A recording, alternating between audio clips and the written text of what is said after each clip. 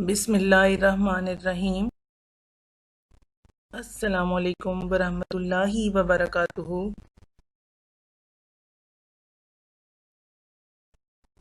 मुतालिया पाकिस्तान जमात नहम का आज हमारा 16वां लेक्चर है और हमारा दूसरा सबक है तहरीक पाकिस्तान और क़याम पाकिस्तान। अच्छा, हमारा उन्वान है करारदाद लाहौर 1940। पहले थोड़ा सा इसका पस मंज़र देखते हैं, फिर इसको आगे कंटिन्यू करेंगे। कांग्रेसी वज़ारतों के ख़ात्मे के बाद मुसलमानों ने पाकिस्तान बनाने का काम और भी ज़्यादा पुरजोश होकर करना शुरू कर दिया और इसमें बहुत तेज़ी आ गई और पूरे मुल्क यानी हिंदुस्तान के अंदर मुस्लिम लीग के अरकान ने ये बात पहुंचाई कि 23 मार्च 1940 को लाहौर पहुंचे और वहां पर हम ये बात हुकूमत के कारिंदों को बिल्कुल वाज़िया कर देना चाहते हैं कि हम एक अलग कौम हैं और अब हम अपने लिए एक वतन, एक अलग रियासत लिए बगैर नहीं रह सकते। तो उस हवाले से ये करारदाद लाहौर 1940 जो थी पेश की गई थी। अब है हमारे पास करारदाद लाहौर 1940 है। इसका तारुफ देखेंगे। मुस्लिम लीग का सालाना 27वां इजलास, कायद आज़म का खुतबा सदारत, शेर बंगाल मौलवी ए.के. फजलुल हक ने जो करारदाद पेश की थी उसके हवाले से। तो 23 मार्च 1940 को मुस्लिम लीग का सालाना 27वां इजलास हुआ था, जो कि साबका मिंटो पार्क और नया नाम इकबाल पार्क लाहौर, जहां मीनार पाकिस्तान बना हुआ है, वहां एक बहुत बड़ा जलसा हुआ जिसमें लाखों हिंदुस्तानी मुसलमानों ने शिरकत की। कायद आज़म ने इस इजलास की सदारत की और आपने वाज़ेह अल्फाज में ये बात बता दी कि मुसलमान हर लिहाज से एक अलग कौम है और वो अपने लिए अलग वतन हासिल करना चाहते हैं और मुसलमान अलग वतन हासिल करने का पूरा पूरा हक रखते हैं। और अगर हिंदुस्तान को एक पूरे मुल्क की सूरत में आज़ाद किया गया तो ये हिंदू और मुसलमानों को एक लड़ी में परोने की कोशिश की गई, तो इसका नतीजा बहुत बड़ी तबाही की सूरत में निकलेगा। इसलिए कायद आज़म के सदारती खुतबे के बड़े जानदार अल्फाज ये थे कि ये दोनों कवाम इकट्ठे नहीं रह सकती, बल्कि सदियों इकट्ठे रहने के बावजूद भी आपस में घुल मिल नहीं सकी और सदियों इकट्ठे रहने के बावजूद भी एक कौम का हीरो दूसरे का दुश्मन है। कायद आज़म ने कई ममालिक की मिसालें दी। अगर हिंदुस्तान दो हिस्सों में तकसीम हो जाए तो ये दुनिया में कोई पहली बार ऐसा नहीं होगा। और मुख्तलिफ मुल्कों की मिसाल देकर कायद आज़म ने कहा कि बरतानिया से आयरलैंड जुदा हुआ, चेकोस्लोवाकिया अलग हुआ, पुर्तगाल की भी मिसाल दी कि ये ममालिक जो थे मुख्तलिफ इलाकों से अलग हुए और अलग मुल्क बने। शेर बंगाल मौलवी ए.के. फजलुल हक ने मुस्लिम लीग के इस इजलास में करारदाद पेश की और करारदाद लाहौर के नाम से पढ़कर सुनाई, जिसमें मुसलमानों के लिए अलग वतन की बात की गई थी और मुसलमानों ने ज़बरदस्त नारों के साथ इस करारदाद को पास किया। अच्छा, अब है हमारे पास करारदाद का मतन, वहदतों की हदबंदी, खुद मुख्तार वहदतें और अकलियतों के हकूक़। तो करारदाद का मतन देखते हैं कि इसमें असल में क्या था। करारदाद का मतन जो था और इसमें अहम बात क्या थी, इसके बुनियादी नुकात क्या थे और इसमें हम जो करारदाद पेश कर रहे हैं इसमें हम क्या चाहते हैं, मुसलमानों का इसमें असल में टारगेट क्या है, मुसलमानों का हदफ क्या है, ये करारदाद के मतन के हवाले से था। अब इसमें जो पहला नुक्ता था, बुनियादी नुक्ता, वो ये था वहदतों की हदबंदी। जोग्राफियाई लिहाज से हिंदुस्तान में जहाँ जहाँ मुसलमान और हिंदू अक्सरियत में हैं, वहाँ हिंदुस्तान को दो हिस्सों में अलग अलग करके तकसीम कर दिया जाए और फिर उसकी हदबंदी कर दी जाए। मसलन एक हिस्सा मुसलमानों को दे दिया जाए, एक हिंदुओं को दे दिया जाए, इस तरह से अलग अलग करके उसको दो हिस्सों में तकसीम किया जाए। हिंदुस्तान के उन इलाकों में, मसलन शुमाल मगरबी इलाकों में जहां मुसलमान अक्सरियत में हैं, वहां पर बाउंड्री मुकर्रर की जाए और हर हदबंदी लगा दी जाए। इस तरह एक अलग मुल्क मुसलमानों के लिए बना दिया जाए और जहां पर हिंदू और दूसरी गैर मुस्लिम अक़वाम हैं, वहां पर उन इलाकों को मिलाकर एक अलग मुल्क बना दिया जाए और वहां पर भी हदबंदी जो है वो लगा दी जाए। इस तरह से जोग्राफियाई लिहाज से हिंदुस्तान की तकसीम की जाए कि इसको दो हिस्सों में यानी अलग अलग वहदतों में तकसीम किया जाए। इसका जो दूसरा बुनियादी नुक्ता था वो ये था, खुद मुख्तार वहदतें।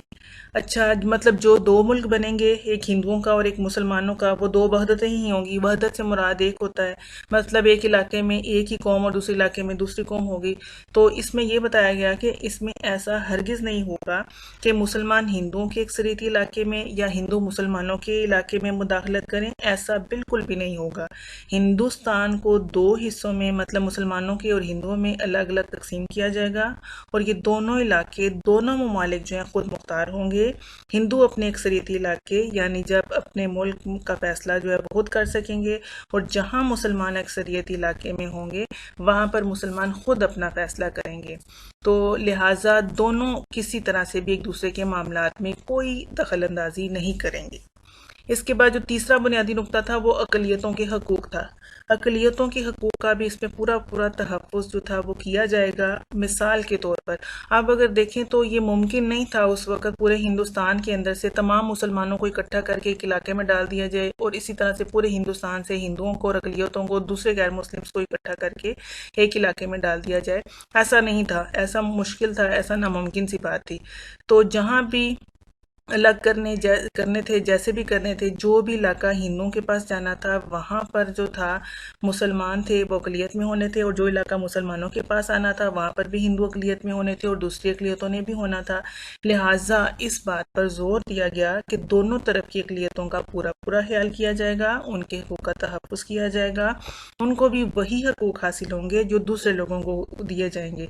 अगर पाकिस्तान बन जाता है तो ऐसा नहीं है कि हिंदुस्तान में रह जाने वाले मुसलमानों की ज़िंदगी दूभर हो जाए या मुश्किल हो जाए। इसी तरह से जो गैर मुस्लिम पाकिस्तान में रह जाएंगे उनकी भी ज़िंदगी जो है वो पाकिस्तान में दोभर हो जाए, ऐसा नहीं है। उनको पूरा पूरा तहफ़्फ़ुज़ दिया जाएगा और उनका ख्याल रखा जाएगा।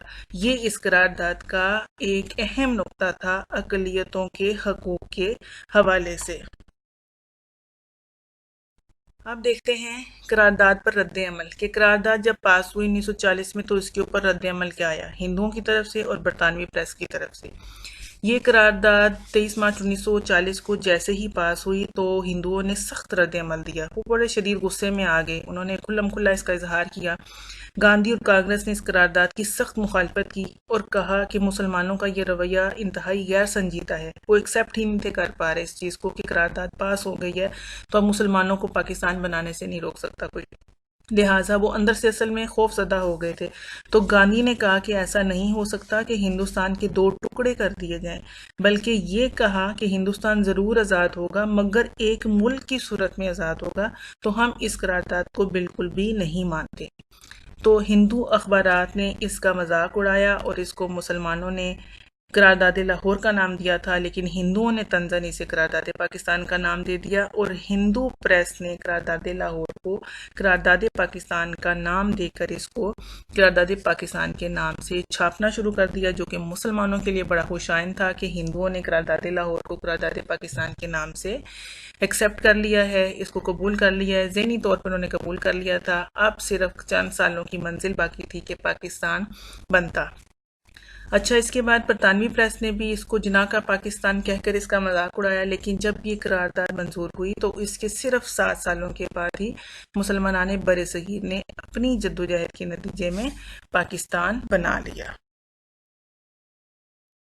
अब इसके हवाले से सवालात हैं। करारदाद लाहौर कब पेश हुई और किस इजलास में हुई, कौन सा सालाना इजलास हुआ था, 27वां हुआ था, इसकी सदारत किस शख्सियत ने की थी, कायद आज़म ने की थी, और करारदाद लाहौर जो थी किसने पढ़ के सुनाई थी, किसने पेश की थी, शेर बंगाल मौलवी के फजलुल हक ने दी थी, और करारदाद का जो था वो मतन क्या था, उसके 3 बुनियादी नुकात जो थे वो क्या थे। इसमें ये वाले सवाल जो हैं आपसे लाजमी पूछे जा सकते हैं। और मज़ीद ये सवालात हैं कि इसमें हिंदुस्तान के किन इलाकों की बात की और कि उनको ज़ात रियासतों की शक्ल जो है वो दी जाए, और कौन कौन सी जो है वो वहदतें बनेंगी जो खुद मुख्तार होगी, और अकलियतों का किस तरह से उनका ख्याल किया जाएगा, उनका किस तरह से तहफ़्फ़ुज़ किया जाएगा, और इसके बाद गांधी का और हिंदुओं की ने इसकी किस तरह से मुखालफत की थी, हिंदुओं ने क्या रद्द अमल दिया था करारदाद के पास होने पर, और बरतानवी प्रेस ने इसको क्या इस पाकिस्तान को क्या नाम दिया था। तो इस तरह के सवालात आपसे इसमें पूछे जा सकते हैं। आखिर में इस दुआ के साथ कि अल्लाह करीम आप सबको हमेशा अपने हिफ्ज़-ओ-मान में रखे और सेहत और तंदुरुस्ती की बेहतरीन हालत में रखे। खुश रहें, दूसरों को खुश रखने की भरपूर कोशिश करें। अपना ख्याल रखें। अल्लाह हाफ़िज़। पाकिस्तान ज़िंदाबाद, पाइंदाबाद।